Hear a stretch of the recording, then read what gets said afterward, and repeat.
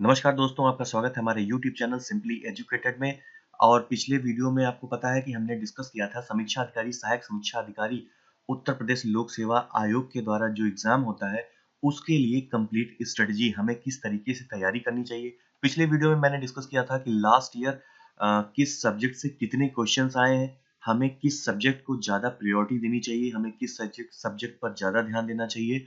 और उसी के साथ में हमने डिस्कस किया था कि आपके वो कौन से इम्पोर्टेंट रिसोर्सेज हैं, जहाँ से आप अपनी तैयारी को कंप्लीट कर सकते हैं। चाहे वो ऑफलाइन बुक्स की बात करें, हमने बुक्स को भी डिस्कस किया था, और साथ ही साथ जो भी ऑनलाइन मटेरियल अवेलेबल है इस समय इंटरनेट पर, जो सबसे बेस्ट मटेरियल है वो मैंने आपको बताया था इंटरनेट पर आपके इस एग्जाम के लिए। तो आपकी समीक्षा अधिकारी, सहायक समीक्षा अधिकारी का एग्जाम होना है, 1 अगस्त को प्री एग्जाम है और 18 दिसंबर को आपका मेंस का एग्जाम है।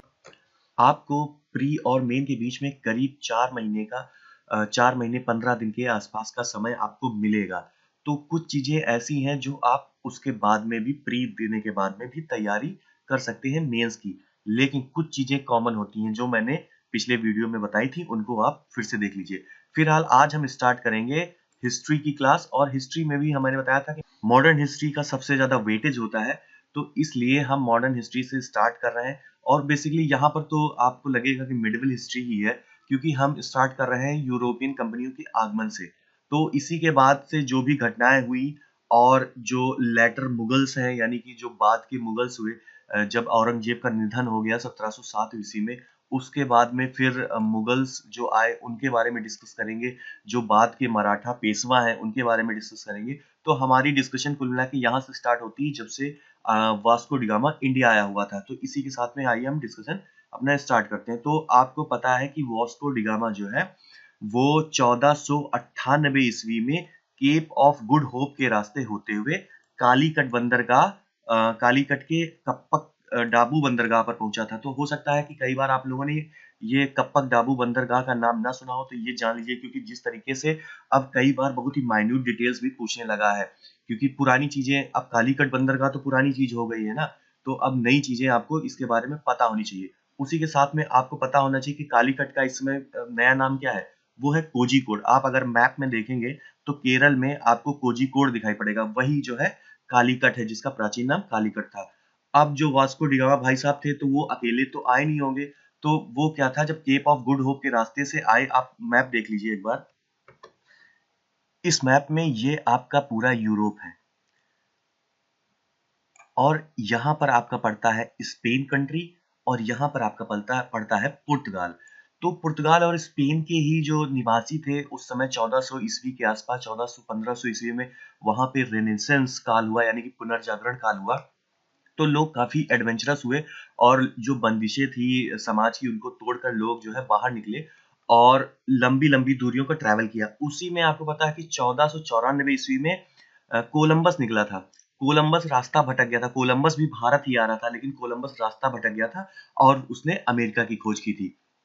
फिर यहीं पुर्तगाल से चले हमारे वास्को डी गामा भाई साहब, और इसको यहाँ पर साउथ अफ्रीका में जो टिप है, बंदरगाह है, उसको केप ऑफ गुड होप बोलते हैं। पुराना इसका नाम है तूफानी अंतरीप।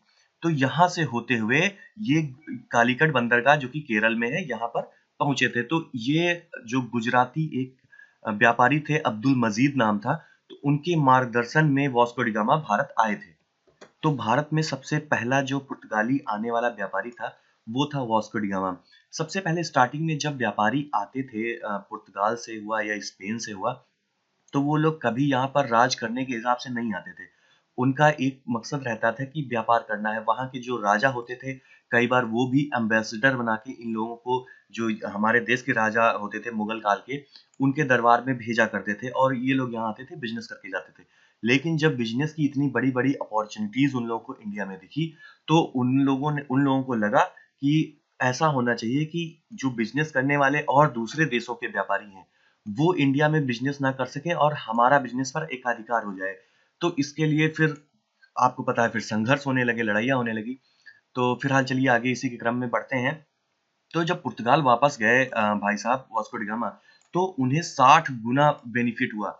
और वो लेकर क्या गए थे, वो चिली लेकर गए थे, यानी कि जो आपकी काली मिर्च होती थी, उसको लेकर गए थे। 60 गुना मुनाफा होने के बाद में अब भाई साहब को आराम तो मिला नहीं, तो फिर वो 1498 में पहली बार आए थे और दूसरी बार फिर वो 1502 ईस्वी में पुनः भारत आए। इसी बीच में आपको पता होना चाहिए, सबको पहला जो पुर्तगाली व्यापारी है वो पता रहता है, लेकिन दूसरा पुर्तगाली व्यापारी नहीं पता रहता है। दूसरे पुर्तगाली व्यापारी थे पेड्रो अल्वारेज केब्रॉल। इनका नाम एक बार देख लेंगे तो अगर ऑप्शंस में रहेगा तो जरूर आपको क्लिक कर जाएगा, पेड्रो अल्वारेज केब्रॉल। तो ये 1500 ईस्वी में आए थे इंडिया में।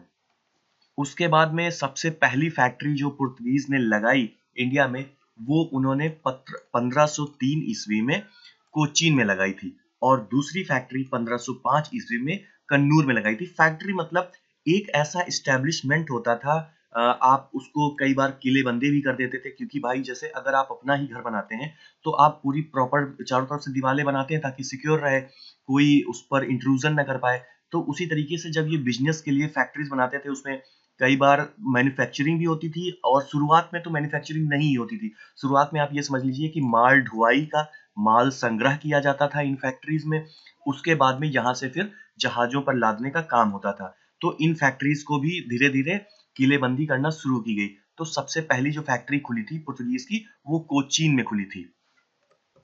हमारे लिए ये भी जानना जरूरी है कि किस यूरोपियन शक्ति ने सबसे पहली फैक्ट्री किस जगह पर लगाई थी, क्योंकि ये भी कई बार क्वेश्चंस में आ जाता है।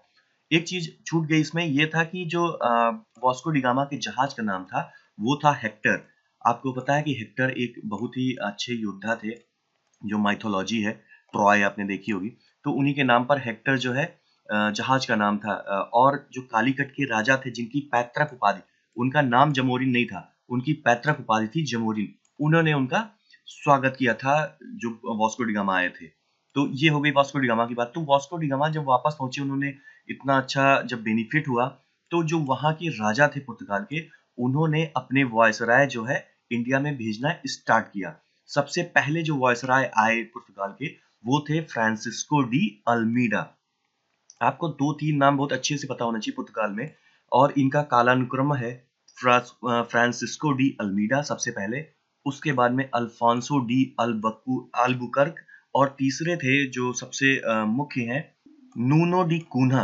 तो ये 3 मुख्य वायसराय हैं जिनके बारे में हमें पता होना चाहिए।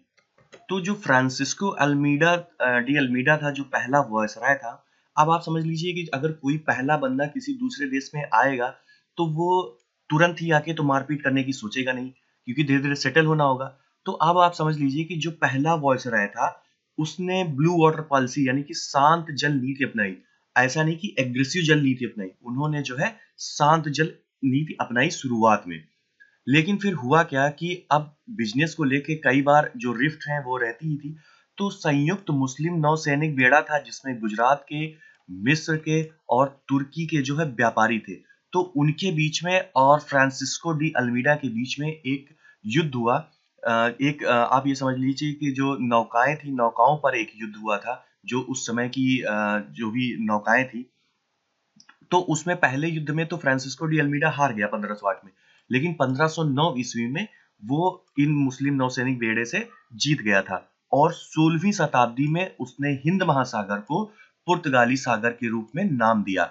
क्या नाम दिया? पुर्तगाली सागर। उसके बाद में जो दूसरा वायसराय आया, उसका नाम था अल्फोंसो डी अल्बुकर्क, जो कि 1509 से 1515 ईस्वी तक इंडिया में रहा। तो अब अल्फोंसो डी अल्बुकर्क को पुर्तगाली शक्ति का वास्तविक संस्थापक माना जाता है। क्यों वास्तविक संस्थापक माना जाता है? क्योंकि इस बंदे ने जो यहाँ के राजा थे हमारी इंडिया के, उनसे कुछ लोकेशंस जो थी, कुछ स्ट्रेटेजिक जो लोकेशन थी, उनको अपने अधिकार में ले लिया। उसके बाद में राजाओं के साथ में संधि करके कुछ किले बनाए। इसलिए इसको वास्तविक संस्थापक कहा जाता है, क्योंकि उसने यहाँ पर एस्टेब्लिशमेंट्स किए।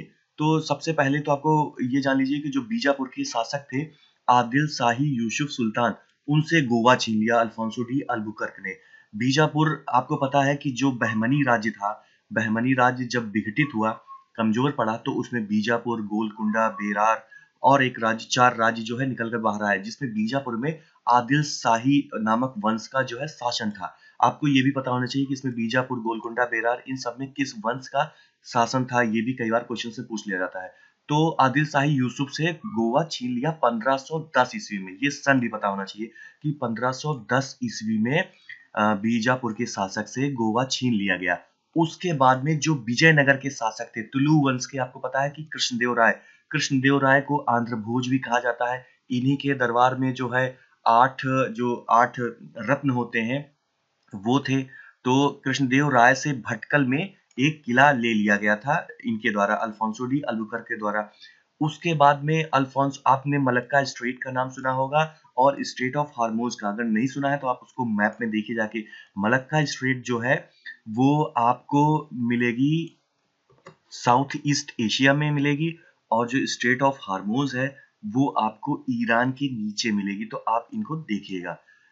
तो जो 1511 ईस्वी में मलक्का स्ट्रेट और 1515 ईस्वी में स्ट्रेट ऑफ हॉर्मोज पर कब्जा कर लिया। तो अब आप समझ लीजिए कि आप ईस्ट को भी कवर कर लिया और जो अरब से व्यापार होता है, क्योंकि ये दोनों बहुत ही स्ट्रेटेजिक लोकेशन है। मैं एक बार मैप में आपको दिखाई देता हूँ। ये आपकी मलक्का स्ट्रेट है, ये आपका सुमात्रा आइलैंड है और ये थाईलैंड है। तो इसके बीच में मलक्का स्ट्रेट है। उसके बाद में ये आपकी स्ट्रेट ऑफ हार्मोज है, जो कि ये आपका ईरान है। और यहाँ से जो भी व्यापार होगा, टर्की से हो या फिर इराक से हो, सीरिया से हो, इधर आपके सऊदी अरब से हो, तो ये स्पेशली चोक पॉइंट है जिस पर कब्जा कर लिया था अल्फांसो डी अल्बुकर्क ने। तो ये 3 चीजें हो गई। पहली चीज क्या हुआ कि उसने गोवा जीता, उसके बाद में कृष्णदेव राय से मिलकर जो है भटकल में एक किला बनाया, मलक्का स्ट्रेट ऑफ हॉर्मोज पर कब्जा कर लिया। अब बात आती है कि अब अगर लंबे समय तक भारत में रहना है तो भारतवासियों के साथ में मिलजुल कर रहना पड़ेगा। राजा के साथ, राजा को तो आपने जीत लिया, लेकिन अगर जनता विद्रोह कर देगी तो आपका कैसे काम चलेगा। तो इसके लिए अल्फांसो डी अल्बुकर्क ने क्या किया कि जो इंडियन वुमेन्स हैं उनके साथ में उन्होंने जो पुर्तगाली जितने भी ऑफिसर्स आते थे या जो सैनिक आते थे, उनको इनकरेज करता था कि आप भारतीय स्त्रियों के साथ में विवाह कीजिए। उसके बाद में अल्फोंसो डी अल्बुकर्क ने ही प्रथम चर्च गोवा में सेंट जेवियर चर्च 1515 ईस्वी में बनाया। 1515 ईस्वी में ही स्ट्रेट ऑफ हॉर्मोज पर भी कब्जा किया था और 1515 ईस्वी में ही पहला चर्च सेंट जेवियर चर्च बनाया। इससे पहले भारत में चर्च नहीं थे, क्योंकि इससे पहले सिर्फ मुस्लिम और हिंदू दो ही धर्म थे, तो क्रिश्चियंस भी, लेकिन इस तरीके की कोई इस्टेब्लिशमेंट्स नहीं थी। और गोवा आपको पता है कि आदिल शाही यूसुफ सुल्तान बीजापुर से ऑलरेडी कैप्चर कर लिया था अल्फांसो डी अल्बुकर्क ने। सती प्रथा को भी निषिद्ध किया। यानी कि अब आप थोड़ा सा ध्यान रखिएगा कि अगर पूछा जाए कि राजा राम मोहन राय ने ही प्रयास किए थे सती प्रथा को निषिद्ध करने के लिए, तो नहीं। सती प्रथा को खत्म करने के प्रयास बहुत पहले से स्टार्ट हो गए हैं। अब आप देख लीजिए, अंग्रेजों ने भी प्रयास किए थे, पुर्तगालियों ने भी प्रयास किए थे। उसके बाद में जो तीसरे सबसे इंपॉर्टेंट वायसराय आते हैं वो है नूनो डी कून्हा। ये 1529 से 1538 ईस्वी में आते थे। इनके टाइम की सबसे खास बात क्या है कि आपने अभी देखा था कि कोचीन में पहली जो है पुर्तगाली फैक्ट्री स्टैब्लिश की गई थी कोचीन में। तो अब कोचीन में जब पहली फैक्ट्री स्टैब्लिश की गई थी तो जो मुख्य कार्यालय था पुर्तगालियों का, उसको उन्होंने कोचीन को ही बना दिया गया था। लेकिन जब नूनो डी कून्हा आए तो उन्होंने अपना जो मुख्य कार्यालय था उसको कोचीन से गोवा शिफ्ट कर दिया, क्योंकि और गोवा, आपको पता है कि गोवा में सबसे पहले पुर्तगालीज थे और सबसे बाद में जो है पुर्तगालीज ही गए, और पुर्तगालीज सबसे पहले इंडिया में आए भी थे और सबसे बाद में जाने वाले भी हैं, क्योंकि जब गोवा को बाद में सबसे बाद में कैप्चर किया गया था, आपको पता है, तो उसके बाद ही में पुर्तगाली गए थे। खैर आगे देखते हैं कि जो गोवा को वो है औपचारिक राजधानी बनाया पुर्तगालियों ने अपने शासन का।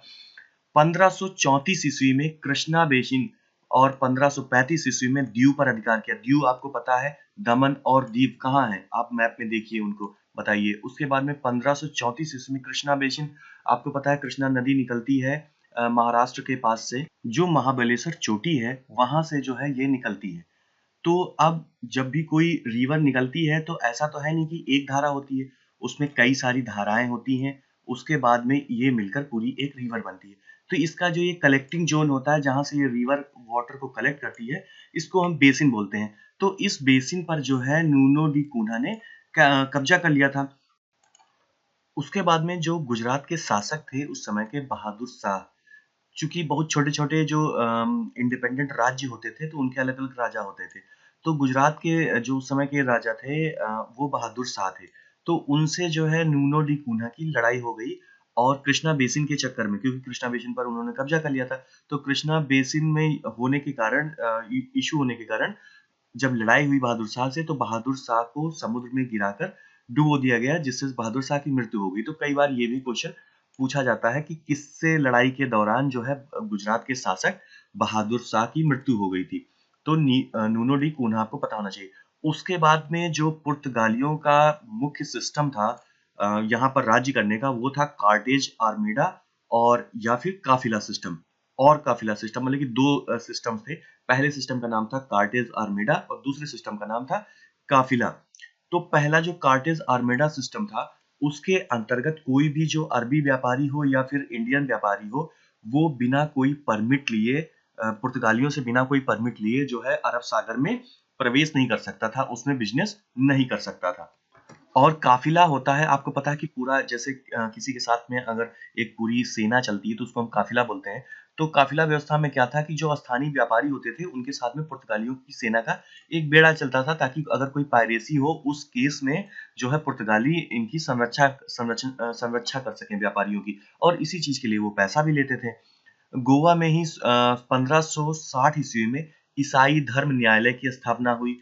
उसके बाद में 1542 ईस्वी में पुर्तगाली जो गवर्नर अल्फांसो मार्टिन डिसूजा के साथ में जो प्रसिद्ध ईसाई संत हैं जेवियर भारत आए थे। ये क्वेश्चन पूछा जाता है कि जो प्रसिद्ध ईसाई संत जेवियर हैं, यानी सेंट जेवियर जिनको हम बोलते हैं, सेंट जेवियर कब भारत में आए और किसके साथ में आए।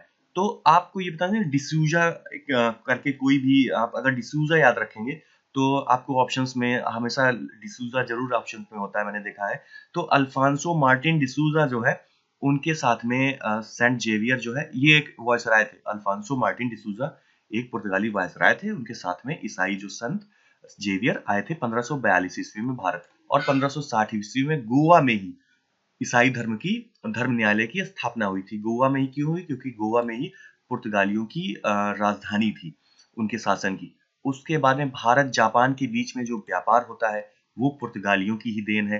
पुर्तगालियों ने भारत में बहुत सी नई चीजें इंट्रोड्यूस की। कौन कौन सी चीजें? तंबाकू आपको पता है उनमें से एक है, ये आपको पता होना चाहिए, बहुत सारे एग्जाम्स में आता है। तंबाकू, आलू जो आप खाते हैं, मक्का, ये पुर्तगाली लेके आए। भारत में प्रिंटिंग प्रेस की शुरुआत 1556 में भी पुर्तगालियों ने ही की थी। 1560 ईस्वी में ईसाई धर्म न्यायालय की स्थापना, 1556 ईस्वी में प्रिंटिंग प्रेस की स्थापना। उसके साथ साथ ही जो अनानास हो गया, पपीता हो गया, बादाम हो गया, काजू, मूंगफली, शकरकंद, लीची, संतरा, यानी कि जो सिट्रिक फ्रूट्स हैं, क्योंकि देखिए संतरा हो गया, लीची हो गया, अनानास हो गया, ये जो सिट्रिक फ्रूट्स हैं, ये आपके मेडिटेरियन इलाके में ज्यादा मिलते हैं, यानी कि हमारे यूरोपियन क्षेत्र में। तो वहां से तो लेके आप, क्योंकि पुर्तगाली भी यूरोपियन इसलिए लेके आएंगे वहां से। उसके साथ ही साथ पपीता, बादाम, काजू, मूंगफली, तो ये कुछ चीजें और लेके आए हैं। और सबसे इंपॉर्टेंट तंबाकू, आलू और मक्का। मक्का कहाँ से लाए हैं? मक्का अमेरिका से लेकर आए हुए हैं। ये चीजें जो मुझे पता है। उसके बाद में डच भारत आए। तो अब आप एक चीज देख लीजिए, आप कई बार जब कुछ इमेजेस देखते होंगे, जैसे ये एक इमेज मैंने कॉपी करके लगाई हुई है क्राउन से, तो इसमें आप देखेंगे तो आपको नंबर में देखेगा कि पहले तो 1498 ईस्वी में पुर्तगाली आए, फिर ब्रिटेन का 1600 ईस्वी दिखा रहा है, उसके बाद में डच जो कि हॉलैंड के निवासी थे, उनका 1610 ईस्वी दिखा रहा है। तो फिर हम क्यों बात कर रहे हैं कि नहीं पहले पुर्तगाली आए फिर डच आए? एक हिसाब से, इस चार्ट के हिसाब से तो ब्रिटेन होना चाहिए, नहीं कि इंग्लैंड आया। लेकिन ऐसा नहीं है। ये जो डेट्स दी हुई हैं, ये इनके कंपनी के बनने की डेट्स दी हुई हैं, यानी कि 1600 ईस्वी में इनकी कंपनी बनी थी, जो कि 1599 के लास्ट में बनी थी। उसके बाद में फिर इनको जो है पूरे ईस्ट इंडीज में, यानी कि इंडिया के साथ ही साथ जो हमारे जितने साउथ ईस्ट एशियन नेशंस हैं, चाहे इंडोनेशिया हो जिसको मसाला द्वीप उस समय कहते थे, थाईलैंड, म्यांमार, इन सब कंट्रीज के साथ में बिजनेस करने के लिए जो उनके यहाँ के राजाओं के द्वारा एक परमिट दिया जाता था, वो 1600 ईस्वी में। उसके बाद में ये जो डच ईस्ट इंडिया कंपनी की स्थापना हुई है 1602 ईस्वी में हुई। जो अंग्रेजों की ईस्ट इंडिया कंपनी थी, उसका नाम आपको पता होना चाहिए, the governor and company of merchants of London trading into the East Indies, यानी कि लंदन की ट्रेडिंग इनटू ईस्ट कंपनीज जो है, the governor and companies merchant. ठीक है। उसके बाद डेनिस आए। तो सबसे पहले पुर्तगीज आए इंडिया में, फिर डच आए, उसके बाद में ब्रिटिश आए, ब्रिटिश के बाद में फ्रांसीसी नहीं आए थे, ब्रिटिश के बाद में आए थे डेनिस। डेनिस कहाँ के निवासी थे? डेनमार्क के निवासी थे। उसके बाद में फ्रांसीसी आए हैं, उसके बाद में स्वीडिश आए हैं, स्वीडिश स्वीडन के निवासी थे। ये क्रम आप लोगों को पता होना बहुत जरूरी है। उसके बाद दूसरे नंबर पर फिर 1502 ईस्वी में डच आए। तो जो डच के सबसे पहले यात्री थे कार्नेलियन हाउटमैन, ये इंडिया नहीं आए थे, लेकिन अगर डच के जो सबसे पहले यात्री थे जो डच यानी कि हॉलैंड से निकलकर जो बाहर गए ईस्ट इंडीज में व्यापार करने के लिए, तो वो कार्नेलियन हाउटमैन थे। ये सुमात्रा द्वीप पर पहुंचे थे। तो अब डच जो है हॉलैंड के निवासी थे, जिसको हम नीदरलैंड भी बोलते हैं इस समय। डच सरकार ने 21 वर्षों के लिए पूर्वी जगत से व्यापार करने, आक्रमण करने, अधिकार दिया था। तो 1602 ईस्वी में United East India Company of Netherlands की स्थापना की गई थी। तो अब होता क्या था कि इस समय जैसे जो बड़ी-बड़ी कंपनीज होती हैं, वो गवर्नमेंट के अंडर में तो होती नहीं, वो प्राइवेट कंपनीज होती हैं जो विदेशों में व्यापार करती हैं, आपने देखा होगा। लेकिन उस समय क्या था कि जो गवर्नमेंट होती थी यानी कि जो राजा होता था, जो बड़ी-बड़ी कंपनियां होती थी वो राजा के अंडर में होती थी। राजा जब उनको अधिकार पत्र देता था कि आप जाइए यहाँ पर व्यापार करिए, तभी वो कंपनियां आती थी, व्यापार करती थी। और क्योंकि जब कोई लड़ाई मारपीट वो दूसरे देशों में करती थी, तो भाई राजा उनको सहयोग भी तो करता था, राजा उनको खजाना देता था। इसीलिए जो है राजा की अनुमति लेना आवश्यक थी और साथ ही साथ ये भी होता था कि कंपटीशन नहीं होता था। यानी कि अगर पुर्तगाल से कोई एक कंपनी आ रही है ईस्ट इंडीज में इंडिया में व्यापार करने के लिए, तो कोई दूसरी कंपनी नहीं फाट पड़ेगी कि पता चले यहाँ पर कंपटीशन हो जाए। तो एकाधिकार रहेगा जिससे वो पूरी तरीके से जो यहाँ की रिसोर्सेज होंगे उनको निचोड़ सकेंगे। अब डच, लेकिन जो डच थे वो जितने भी यूरोपियन आए उनमें सबसे अच्छे डच थे। ये आप देखिएगा क्योंकि डच की कंपनी में जितने भी लोग साझेदार होते थे, डच ने उनको सबसे ज्यादा जो है प्रॉफिट पहुंचाया था।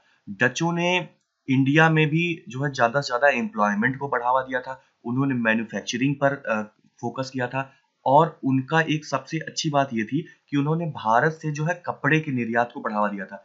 इससे पहले आपने देखा था पुर्तगीज जो आए थे वो सिर्फ मसाले का व्यापार करते थे, उनको मसाले में ज्यादा बेनिफिट दिखता था। तो लेकिन जब डच आए तो डच ने जो है वो कपड़े का व्यापार स्टार्ट किया ज्यादा से ज्यादा और उन्होंने इसके लिए कासिम बाजार जो कि बंगाल में है, कासिम बाजार में उन्होंने अपनी फैक्ट्री लगाई थी। वहां पर उन्होंने एक रेशम बनाने का उद्योग भी स्थापित किया था, जिसमें 3000 कारीगरों को वेतन पर रखा गया था। तो कुल मिला के आप ये जान लीजिए कि जो डच थे उन्होंने भारत में एक फैक्ट्री भी लगाई जिसमें उन्होंने भारतीय लोगों को नौकरियां भी दी। तो अब एक चीज ये भी पता होना चाहिए कि डच सरकार ने 21 वर्षों के लिए जो है अधिकार दिया था डच कंपनी को कि आप जाइए पूर्वी जगत से व्यापार करिए। और आपने अगर पढ़ा होगा तो अंग्रेजों ने जो अंग्रेज की महारानी थी विक्टोरिया, उन्होंने कितने वर्षों के लिए अंग्रेजों को दिया था? 15 वर्षों के लिए। और डच को कितने वर्षों के लिए मिला था? 21 वर्षों के लिए। सबसे पहली कंपनी जो उससे पहले जान लीजिए कि डच की जो व्यापारिक व्यवस्था थी वो सहकारिता, कार्टेल पद्धति बोला जाता है डच का। अगर ऑप्शंस में आए कि कार्टेल पद्धति किसके लिए फेमस है तो वो डचों के लिए, पुर्तगीज के लिए नहीं, अंग्रेजों के लिए नहीं या फिर डेनिश फ्रांस के लिए नहीं। कार्टेल पद्धति डचों की पद्धति थी। डचों ने सबसे पहला जो मुख्य कार्यालय बनाया वो मसूलीपट्टनम में 1605 ईस्वी में बनाया। पुर्तगीज ने सबसे पहला मुख्यालय कहाँ बनाया था? कोचीन में। कब बनाया था? 1503 ईस्वी में। डचों ने कहाँ बनाया? मसूलीपट्टनम में। मसूलीपट्टनम कहाँ है? अभी आगे हम देखेंगे जब जब हम अंग्रेजों की भी देखेंगे कि उन्होंने फैक्ट्रियां कहाँ लगाई थी। फिलहाल मसूलीपट्टनम आप जान लीजिए कि आंध्र प्रदेश के पास में है। उसके बाद में 1610 ईस्वी में चंद्रगिरी के राजा के साथ समझौता करके पुलिकट पर भी एक पुलिकट जो है बहुत ही इंपॉर्टेंट द्वीप था वहां का, जहां से एक इंपॉर्टेंट बंदरगाह था, सॉरी। तो पुलिकट बंदरगाह पर भी जो है ले लिया था डच ने, सॉरी। डच इसी पुलिकट बंदरगाह से जो है ईस्ट इंडीज जितना भी होता था, यानी कि जो हमारा मलक्का स्ट्रेट से होते हुए जो व्यापार होता था वो मुख्यतः पुलिकट बंदरगाह से ही होता था और पुलिकट को ही उन्होंने मुख्यालय बना लिया था। उसके बाद में पुलिकट का मुख्यालय बनाने के बाद में काफी वर्षों तक पुलिकट मुख्यालय रहा डचों का। फिर 1690 ईस्वी में उन्होंने नागपट्टनम का, जो कि पुलिकट से थोड़ा सा नीचे है, वहां पर अपना मुख्यालय बना लिया था। डचों ने जो है बंगाल में अपनी जो है फैक्ट्रियां स्थापित की, साथ ही साथ पटना यानी कि बिहार में स्थापित की, नागपट्टनम में स्थापित की। तो देख लीजिएगा, इसमें ये इतना इंपॉर्टेंट नहीं, लेकिन आपको पता होना चाहिए कि मोटा मोटा कि हाँ, बंगाल में भी उन्होंने अपनी फैक्ट्रियां स्थापित की थी और वो साउथ इंडिया के पास में भी थे, मसूलीपट्टनम में भी थे। कपड़ा का व्यापार शुरू किया था। उसके बाद में सबसे इम्पोर्टेंट जो है, डचों ने सब कुछ अच्छा काम किया, लेकिन बेदरा यानी कि बंगाल में एक इनका युद्ध हुआ अंग्रेजों के साथ में। उसको हम बेदरा का युद्ध बोलते हैं, बैटल ऑफ बेदरा। तो बेदरा के युद्ध में 1759 ईस्वी में डच जो है पराजित हो गए अंग्रेजों से। अंग्रेजों से पराजित होने के बाद में उन्होंने अपना बोरिया बिस्तरा बांध लिया और वो चले गए इंडोनेशिया आइलैंड पे, जहां पर वो हमेशा के लिए सेटल हो गए। मतलब कि जब तक इंडोनेशिया आजाद नहीं हुआ तब तक वहां पर सेटल हो गए और वहीं से वो व्यापार करते रहे। तो ये हो गई पूरी डचों की हिस्ट्री ज्योग्राफी। उसके बाद जो मैं अभी फैक्ट्रियों की बात कर रहा था, तो आप लोकेशंस इसी समय देख ही लीजिए। ये है मसूलीपट्टनम, जहां पर डचों ने अपना पहला कार्यालय बनाया था। उसके बाद में वो मसूलीपट्टनम से शिफ्ट किए पुलिकट पर, और पुलिकट से फिर शिफ्ट किया उन्होंने नागपट्टनम पर। ये देखिए नागपट्टनम यहाँ पर है। नागपट्टनम उन्होंने 1689 ईस्वी में, सॉरी 1690 ईस्वी में, और मसूलीपट्टनम में उन्होंने पहला कारखाना कब खोला था? 1605 ईस्वी में। और जो पुर्तगीज थे, उन्होंने कोचीन में अपना पहला कारखाना खोला था। कब खोला था? 1503 ईस्वी में। तो ये आप लोकेशंस देख लीजिए। उसके बाद में अभी आपने जो लोकेशंस की नाम सुनी, जिसमें आपका था बंगाल में कासिम बाजार और यहीं चिंसूर, इन सब जो लोकेशन थी, यहाँ पर पटना, यहाँ पर भी डचों ने अपनी फैक्ट्रियां स्टैब्लिश की थी। उसके बाद में तीसरे नंबर पर जो आए वो अंग्रेज। तुमको लगान देना पड़ेगा, है ना? तो अंग्रेज भाई साहब आए। तो 1599 ईस्वी में यहाँ से हिस्ट्री स्टार्ट होती है अंग्रेजों की कंपनी बनने की। तो 1599 ईस्वी में लंदन के जो लॉर्ड मेयर थे, उनकी अध्यक्षता में एक कंपनी की स्थापना की गई, जिसका नाम governor and company of merchant of London trading into the East Indies, यानी कि governor and company of merchants trading into east Indies.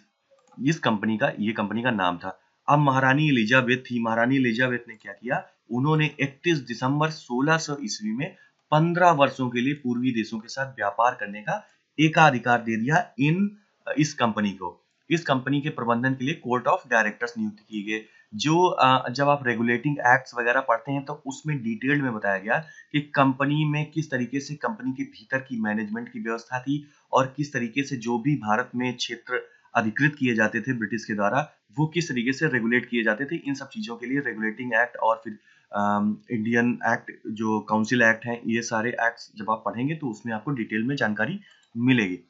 अब आगे बढ़ते हैं। तो 1601 ईस्वी में अंग्रेज सबसे पहले इंडोनेशिया पहुंचे। जो कोई भी आता था, कई बार क्या होता था कि रास्ता भटक के केप ऑफ गुड होप से होते हुए इंडिया न पहुंच के वो सीधे पहुंच जाता था सुमात्रा या जावा आइलैंड। तो सबसे पहले जो है इंडोनेशिया पहुंचे, लेकिन 1608 ईस्वी में कैप्टन हॉकिंस जो है वो हेक्टर नामक जहाज से सूरत बंदरगाह पहुंचे। तो सबसे पहले जो है जहाज के रास्ते इंडिया आने वाले अंग्रेजों में कैप्टन हॉकिंस ही पहले अंग्रेज थे, ये आप जान लीजिए, 1608 ईस्वी में। तो सूरत बंदरगाह पहुंचकर वो जो है जेम्स, जो ब्रिटिश सम्राट थे उस टाइम पर, जब कैप्टन हॉकिंस, आपने दो नाम तो सुने ही होंगे, एक कैप्टन हॉकिंस का नाम सुना होगा और दूसरा थॉमस रो का नाम सुना होगा। तो सबसे पहले कैप्टन हॉकिंस आए थे 1608 ईस्वी में, जो कि जहांगीर के दरबार में, जहांगीर का दरबार आगरा में पहुंचे थे। ये जेम्स प्रथम का पत्र लेकर जो है जहांगीर के दरबार में पहुंचे थे, यानी कि एज उनके एम्बेसडर आए हुए थे इंडिया में। उन्हें अब कैप्टन हॉकिंस को तुर्की और फारसी का बहुत ज्यादा नॉलेज था। तो सबसे पहले शुरुआत में आए भाई, उनको इंप्रेशन भी तो जमाना था इंडिया में आने के बाद में। तो वो लैंग्वेज ये सीख कर आए थे, तुर्की और फारसी। तो तुर्की और फारसी जब सीख के आए, तो सबसे पहले जैसे ही वो जहांगीर के सामने पहुंचे, उन्होंने जहांगीर से जो है थोड़ा सा तुर्की और फारसी में बात कर ली। जहांगीर खुश हो गए, अरे वाह भाई गोरा, ये तो देखो अंग्रेज उसमें बात कर रहा है फारसी में। तो जहांगीर ने उन्हें 400 मनसब का जो है 400 मनसब प्रदान किए। आपको पता है कि उनकी कोर्ट में मनसबदारी प्रथा चलती थी मुगलों की कोर्ट में, तो ये काइंड ऑफ रैंक होती थी। तो अब जब आगे आप पढ़ेंगे, जब आगे पढ़ाया जाएगा तो उसमें बताया जाएगा मनसबदारी क्या है। तो 400 मनसब का ये हमें पता होना चाहिए कि अगर कैप्टन हॉकिंस को कितने मनसब का जो है मनसबदारी दी गई थी जहांगीर के द्वारा, तो 400 मनसब की। और उनको इंग्लिश खां की उपाधि भी दी गई थी। भाई खुश हो गए, तो भाई इंग्लिश खां है ये तो इंग्लिश खां की भी उपाधि दी गई थी। उसके बाद में कैप्टन हॉकिंस के द्वारा सूरत में फैक्ट्री स्टैब्लिश करने के लिए प्रयास किए गए, कि बहुत ज्यादा जो है रिक्वेस्ट की कि हम जो है फैक्ट्री खोल लेते हैं सूरत में। लेकिन अब आपको पता है कि अंग्रेजों से पहले तो जो है पुर्तगीज आ चुके थे और पुर्तगीज का जो है दबदबा था मुगल दरबार में।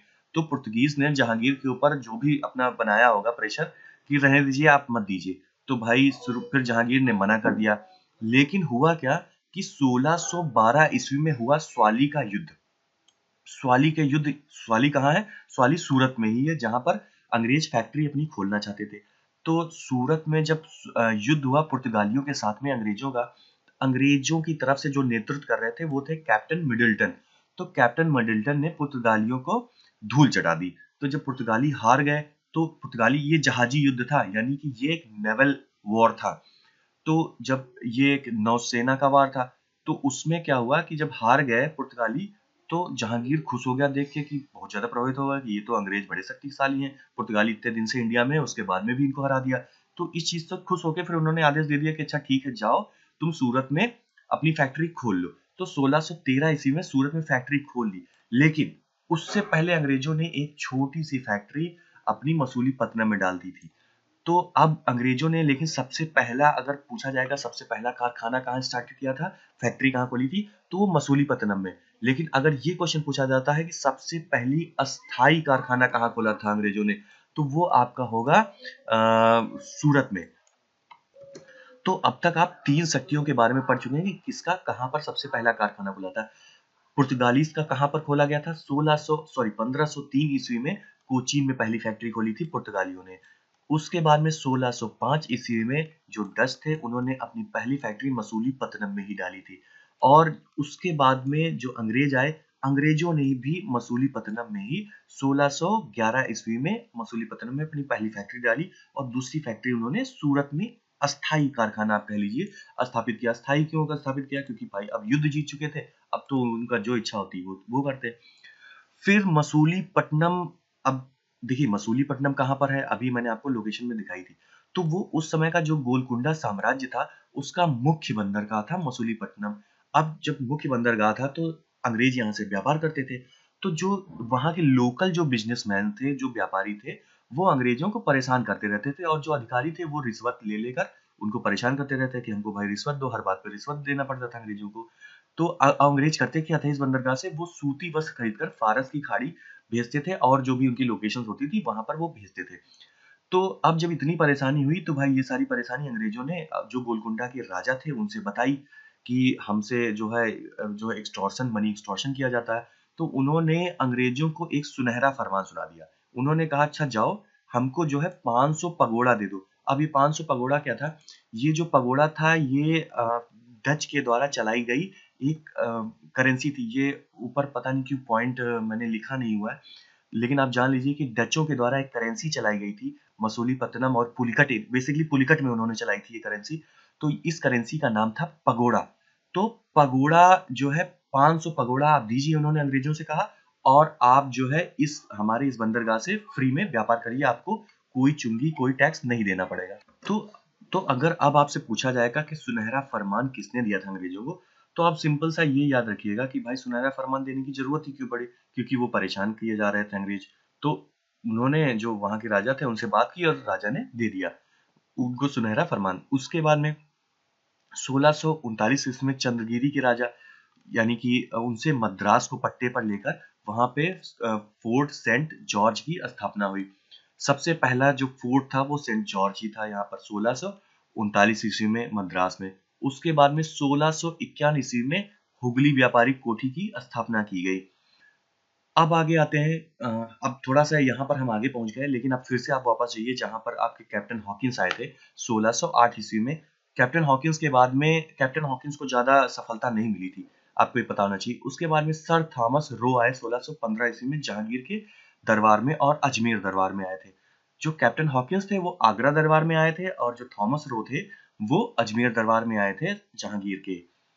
1651 ईस्वी में बंगाल के सूबेदार शाह सूजा से एक लाइसेंस प्राप्त किया, जिसमें 3000 वार्षिक कर के बदले में बंगाल, बिहार, उड़ीसा में मुक्त व्यापार करने की अनुमति मिली। अब देखिए जब कोई टैक्स नहीं वसूला जाता था इन लोगों से, और जो भी वहां के जो अधिकारी होते थे, कुल मिला के जब एक बार राजा ने लाइसेंस दे दिया, वहां का जो भी राजा है अगर उसने लाइसेंस दे दिया, तो आप सोचिए कि वहाँ के जो छोटे-छोटे अधिकारी होंगे, वो कैसे चेक कर पाएँगे अंग्रेज़ों को कि अंग्रेज़ कितना टैक्स वसूल कर रहे हैं वहाँ के लोगों से, किस तरीके का बिज़नेस कर रहे हैं। हो सकता है कि बहुत महँगा सामान बेच रहे हों, लेकिन तब भी वहाँ के छोटे अधिकारी कुछ नहीं कर पाएँगे।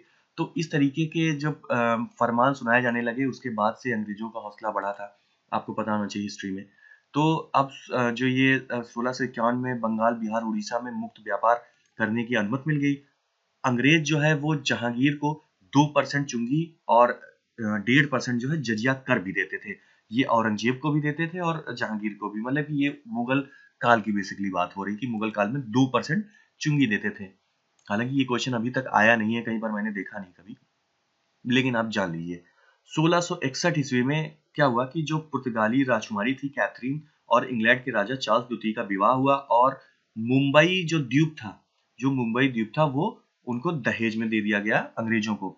अब जो बम्बई द्वीप है उसकी बेसिकली उसके जो वास्तविक संस्थापक हैं वो गेराल्ड ओंगियार माने जाते हैं। तो ये नाम आप याद रखिए क्योंकि यही गवर्नर थे 1669 से 1677 ईस्वी तक। तो गेराल्ड ओंगियार को ही मुंबई का गवर्नर माना जाता है। 1708 ईस्वी में कुछ छोटी कंपनियां, देखिए अब हुआ क्या ना कि वहां पर अब अकेली कंपनी भाई जो governor and merchants of England के जो कंपनी थी वही इकलौती कंपनी थी जो इंडिया और ईस्ट इंडिया के जो देश थे उन पर व्यापार कर रही थी उनसे। तो कुछ छोटी-छोटी कंपनियां थी वो भी अपना उछलने कूदने लगे कि नहीं हमको भी मौका मिलना चाहिए। तो उनको भी मौका मिला भाई इंडिया में। लेकिन अब कई बार ऐसा होता है ना कि इतनी बड़ी देश में आपको व्यापार करना है तो आपके पास फंड नहीं होंगे, तो फिर फाइनल क्या होगा आपका फिर विलय हो जाएगा। तो जो छोटी-छोटी कंपनियां होती थी उनका विलय होकर जो कंपनी का नाम यूनाइटेड कंपनी ऑफ 1708 ईस्वी में United company of merchants of London trading into east Indies पड़ा। उसके बाद में 1833 ईस्वी में जो चार्टर एक्ट आया था 1833 के चार्टर एक्ट के बाद में इस कंपनी का नाम बदलकर ईस्ट इंडिया कंपनी रख दिया गया। तो अब ईस्ट इंडिया कंपनी शुरुआत से ही इसका नाम नहीं था। इस कंपनी का नाम आपने देखा शुरुआत में क्या था, governors and merchants trading to the East Indies. उसके बाद में फिर 1833 ईस्वी में इस कंपनी का नाम ईस्ट इंडिया कंपनी रख दिया गया। अब बंगाल के जो एक अधिकारी थे जिनका नाम जॉब चॉरनॉक था, ये आपको नाम याद है क्योंकि कई याद होना चाहिए क्योंकि कई बार ये क्वेश्चन पूछा जा चुका है ऑलरेडी एग्जाम्स में। तो जॉब चॉरनॉक ने जो है आधुनिक बंगाल की स्थापना की थी। ये क्वेश्चन कई बार पूछा जाता है। जॉब चॉरनॉक ने क्या किया कि 3 गांव थे, कालीकाता, गोविंदपुर, सूतानाती। कालीकाता, गोविंदपुर, सूतानाती, इन 3 गांवों को मिलाकर आधुनिक कोलकाता की उन्होंने नींव रखी थी। इन तीनों गांवों को उन्होंने किलाबंद कर दिया। मैंने बताया था ना कि जितने भी कंपनीज होती थी ये लोग प्रयास यही करते थे कि सबसे पहले तो इनके चारों ओर जो है दीवार खड़ी करो और यहाँ पर लंबे-लंबे टावर, ऊंचे-ऊंचे टावर खड़े करो और गार्ड्स रखो ताकि जो है हमारा जो बिजनेस हो रहा है, जो भी हमारा सामान है वो सुरक्षित रहे, कोई भी बाहरी शक्ति अटैक ना कर पाए। तो इसको फोर्टिफाइड करके इसका नाम फोर्ट विलियम रखा गया। तो ये काम हुआ था 1651 ईस्वी में। फोर्ट विलियम की स्थापना 1651 ईस्वी में की गई थी। और सबसे पहला जो फोर्ट हमने मद्रास फोर्ट आपको बताया था कि जो चंद्रगिरी के राजा थे उनसे जो है मद्रास को पट्टे पर ले लिया गया था और वहां पर फोर्ट सेंट जॉर्ज की स्थापना की गई थी। उसके बाद में जो फोर्ट विलियम था यानी कि हमारा जो कलकत्ता था, कलकत्ता का पहले नाम क्या था, फोर्ट विलियम था। तो फोर्ट विलियम के जो प्रथम प्रेसिडेंट थे वो सर चार्ल्स आयर थे। उसके बाद में कोलकाता 1774 से 1911 ईस्वी तक ब्रिटिश भारत की राजधानी रही। और फिर आपको पता है कि 1911 में जो उस समय के ब्रिटिश गवर्नर थे लॉर्ड हेडिंजे, और जब जॉर्ज पंचम का दिल्ली दरबार हुआ था तो उसी के टाइम पर 1911 में ब्रिटिश ने दिल्ली को जो है भारत की राजधानी बना दी थी। तो कोलकाता जो है वो 1774 से 1911 तक ब्रिटिश शासन की राजधानी रही। उसके बाद में ब्रिटिश शासन में जॉन सरमन मिशन, जो कि एक बहुत इंपॉर्टेंट माना जाता है कि ब्रिटिश शासन के स्टैब्लिश होने में इंडिया के, तो ये आया था फारूक सियार के टाइम पर। तो फारूक सियार आपको पता है कि इनको जो है घृणित कायर भी कहा जाता था। राजा ये एक बहुत ज्यादा दुर्बल थे और इस तरीके की उपाधि उनको दी गई थी घृणित कायर की। तो ये जो जॉन सरमन मिशन था वो सर जॉन सरमन की अध्यक्षता में कोलकाता से एक दूत मंडल था जो कि मुगल शासक फारूक सियार के दरबार में आया था। उन्होंने क्या बोला कि आप जो है बंगाल में हमको सिक्का बनाने की, यानी कि सिक्का ये डालने लिखा हुआ है, सिक्का ढालने की अनुमति, और कोलकाता के जो नजदीक 38 गांव हैं उनको आप हमको दे दीजिए, यानी कि हम एकदम से आप हमको दे दीजिए। कोई टैक्स फ्री व्यापार करने की बात नहीं हो रही है या फिर कोई दीवानी की बात नहीं हो रही। बात हो रही है कि आप सीधे हमको उनको दे दीजिए, हम उनको खरीद लें, यानी कि आपकी जो ज़मीन है वो हम खरीद लें। अब हुआ क्या कि फारूक सियार एक बहुत दर्दनाक बीमारी से गुजर रहे थे, तो जिसका इलाज जो है दूत मंडल में उपस्थित हैमिल्टन ने किया था। यानी कि इस दूत मंडल में जो एक प्रतिनिधि थे, एक सदस्य थे, उनका नाम हैमिल्टन था। तो उन्होंने ही फारूक सियार की एक दर्दनाक बीमारी का इलाज किया हुआ था। तो जिससे खुश होकर फिर बादशाह ने क्या किया था कि 1717 ईस्वी में एक फरमान जारी किया। इस फरमान के अंतर्गत 3000 रुपए वार्षिक कर के बदले में कंपनी बंगाल में व्यापार कर सकती है। 10,000 वार्षिक कर के बदले में सूरत से कर मुक्त हो गई। ठीक है, कर नहीं देना पड़ेगा। और मुंबई में कंपनी द्वारा, हालांकि जो ये दूत मंडल था उसने कहा था कि हमें बंगाल में सिक्का डालने का जो है एक आप आदेश दे दीजिए, लेकिन मुंबई में कंपनी द्वारा ढाले गए सिक्कों को पूरे मुगल शासन में चलाने की आज्ञा दे दी गई। तो अब आप समझ लीजिए कि जब अंग्रेजों की करेंसी है और उसको पूरे जो है देश में चलाने की अनुमति दे दी गई और पूरे देश में उसको माना जाएगा एज ए करेंसी, ये कितनी बड़ी भूल थी भारतीय शासकों की। ब्रिटिश इतिहासकार और इसे मैग्ना कार्टा कहते हैं, कंपनी का मैग्ना कार्टा, और ये बहुत ही फेमस है। तो आपको पता होना चाहिए कंपनी का मैग्ना कार्टा क्या है। ये जॉन सरमन मिशन जो है ये कंपनी का मैग्ना कार्टा है और ये फारूक सियार के टाइम पर आया था। फारूक सियार को एक दुर्बल कायर, एक घृणित कायर भी कहते थे। उसके बाद में आती है डेनिश। डेनिश कंपनी से कोई अभी तक ज्यादा मैंने फिर कोई क्वेश्चंस नहीं देखे हुए ऐसे, लेकिन 1616 ईस्वी में भारत आए थे और ये आए थे आपके अंग्रेजों के बाद में। सबसे पहली कंपनी इन्होंने 1620 ईस्वी में त्रावणकोर में जो है अपनी फैक्ट्री स्टैब्लिश की थी। दूसरी फैक्ट्री उन्होंने बंगाल के सेरामपुर में स्टैब्लिश की थी। उसके बाद में अब आ जाते हैं कि फ्रांसीसियों का नंबर आता है। फ्रांसीसी भारत आए। फ्रांसीसी भारत कब आए भाई? फ्रांसीसी आए 1664 ईस्वी में। कंपनी द ओरिएंटल की स्थापना की गई। फ्रांस के सम्राट के जो मंत्री थे कॉलबर्ट, ये क्वेश्चन कई बार पूछा जा चुका है और अगर आपने घटना चक्र पढ़ी होगी तो आपको जरूर ये क्वेश्चन मिला होगा। कॉलबर्ट जो है फ्रांस के जो सम्राट थे लुई 14, ठीक है, लुई 14 उस टाइम के जो राजा थे, तो उनके शासन काल में मंत्री कॉलबर्ट थे और उन्होंने 1664 ईस्वी में कंपनी द ओरिएंटल की स्थापना की।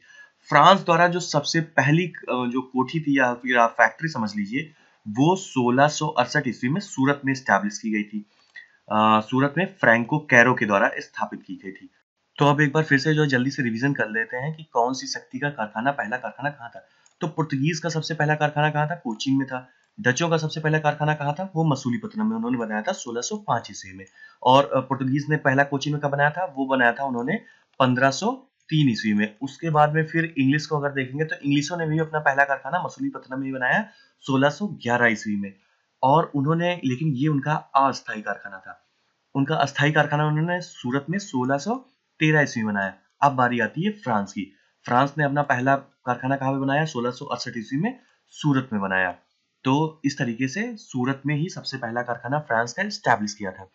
अब फ्रांस का जो मुख्यालय था वो पौंडीचेरी में था और इस पौंडीचेरी में जो इसके मुखिया थे 1674 ईस्वी में कौन थे? फ्रैंको मार्टिन थे। एक फ्रांस ने मद्रास के निकट डचों के साथ में एक युद्ध किया था। अब चूंकि उस समय मद्रास का जो एरिया था वो ज्यादातर डचों के अंडर में रहता था। तो डचों के पास में सेंट टॉमे एक क्षेत्र था जिसको जो है फ्रांस ने जीत लिया था 1672 में। लेकिन उस समय के जो गोलकुंडा के सम्राट यानी सुल्तान थे और डचों ने साथ में मिलकर जो है सेंट टॉमे में फिर से हरा दिया जो फ्रांस की सेना थी और सेंट टॉमे को वापस ले लिया। 1693 ईस्वी में क्या हुआ, ये क्वेश्चन मैंने कई बार देखा हुआ है, आप ध्यान से सुनिएगा इसको, कि 1693 ईस्वी में जो डच थे, डचों ने जो है फ्रांस से पौंडीचेरी को छीन लिया क्योंकि पौंडीचेरी का फ्रांस का जो मुख्यालय था वो पौंडीचेरी था। तो फ्रांस से जो है पौंडीचेरी छीन लिया गया डचों के द्वारा। लेकिन 1697 ईस्वी में एक इंपॉर्टेंट संधि हुई जिसका नाम था रिजविक की संधि। कौन सी संधि हुई? रिजविक की संधि। तो रिजविक की संधि के द्वारा डचों ने फ्रांस को पौंडीचेरी वापस दे दिया। अब आपको पता होना चाहिए कि रिजविक की संधि में क्या हुआ था। अंग्रेजों ने पौंडीचेरी वापस दी थी कि पुर्तगीज ने वापस दी थी कि डचों ने वापस दी थी? तो डचों ने दी थी। अब आपको इसको याद कैसे रखेंगे? आप इस तरीके से याद रखेंगे कि जो पौंडीचेरी का जो एरिया है, नागपट्टनम के आसपास का एरिया है, और ये एरिया हमने पहले ही बताया था कि ये डचों के क्षेत्र, मतलब कि डचों का मुख्यालय था यहाँ पर। तो ऑब्वियस सी बात है कि डच ही जो है पौंडीचेरी छीनेंगे।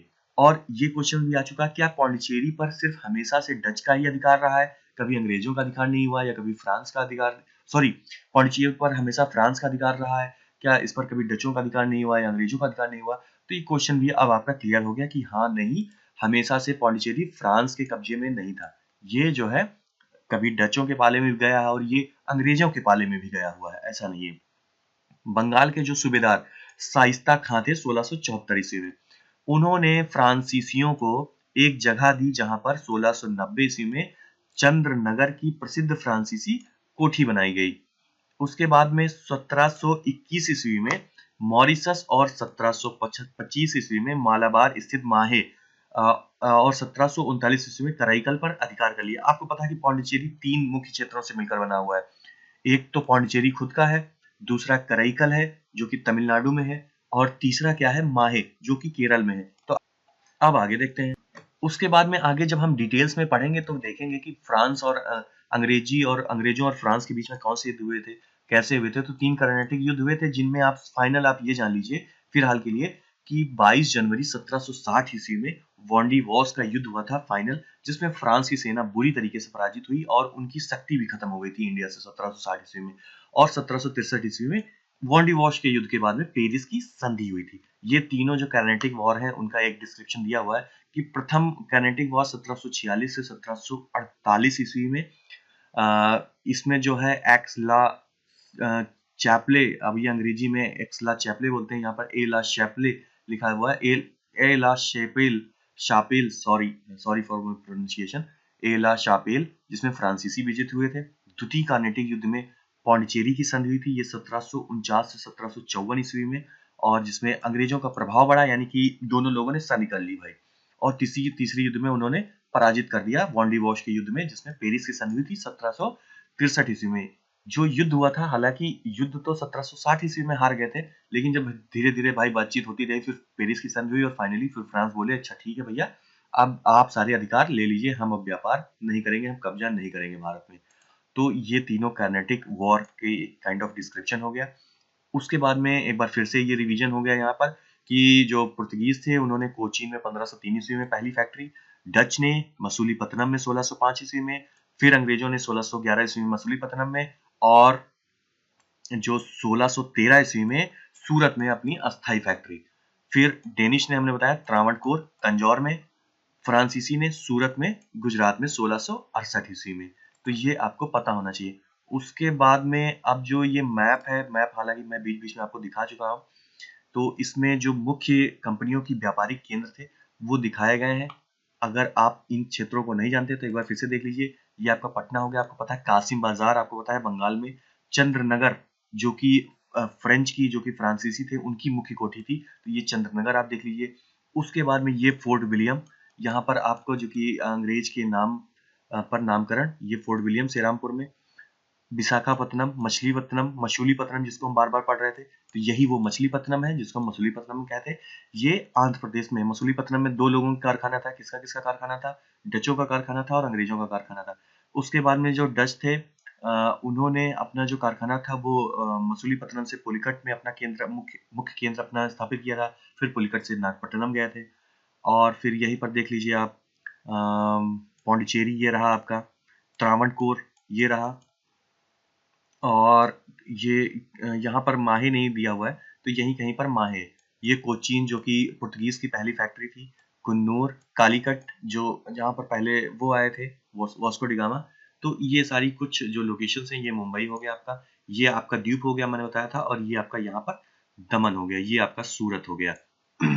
तो ये आप ज्योग्राफी में भी साथ साथ लोकेशन देखा करिए, क्योंकि कई बार ये भी पूछ लिया जाता है ज्योग्राफी में कि किस नदी के किनारे कौन सा शहर बसा हुआ है। तो रटने से अच्छा है कि आप अगर मैप पर देखेंगे तो आपको ज़्यादा क्लैरिटी रहेगी। और उसके बाद में जो अगला मैप है, वो भी जितनी भी आपकी बस्तियां थी उन्हीं के बारे में और डिटेल में दिया हुआ है, तो आप इसको पॉज करके देख लीजिएगा।